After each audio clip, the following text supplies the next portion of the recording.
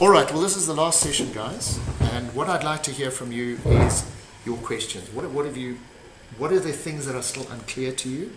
What are things about plot, character, structure that you feel you're still uncertain about? Comments you'd like to add? Talk about marketing your book, publishing your book, where do you go from here? So I'd like to get a little bit of interaction from you guys.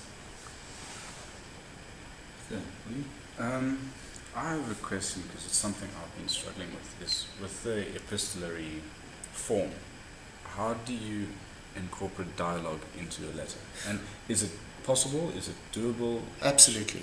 Okay. You know, you just write, he said, and then you use the punctuation and grammar of dialogue. He said to me, I'm really angry with you, comma. I replied, well, that's bad luck for you, because this is the way it's going to be. So just write it as if it's a normal narrative. Exactly. Okay. You write exactly as a normal narrative. Yeah. Melissa, what about you? Do you have questions? Just on that, would you write that as a flowing lines? No, you would write it like dialogue in a book, like Elmore Leonard does it in Get Shorty, or Graham Greene does it, you know. Charles? Yeah, how would you recommend my structure of the book? Should I start with a story, put in some psychological principles, and then... Yeah, I think so. I think what you need to do is form a very clear skeleton of the themes that you want to look at. Mm-hmm.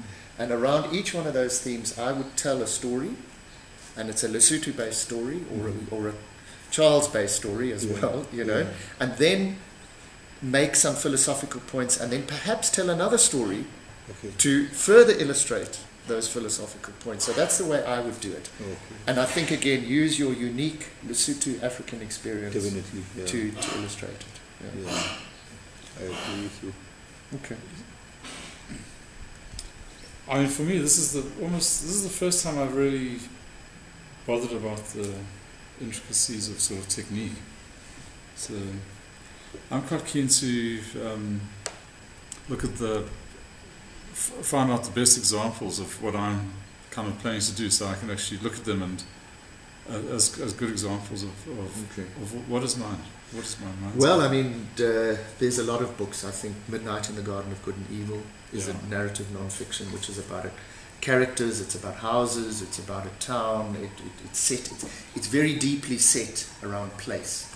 So I would strongly recommend that you start with Midnight in the Garden of Good and Evil. Yeah. I would also look, strangely enough, at Truman Capote's non-fiction novel In Cold Blood, because it's also set very much within a house. Okay.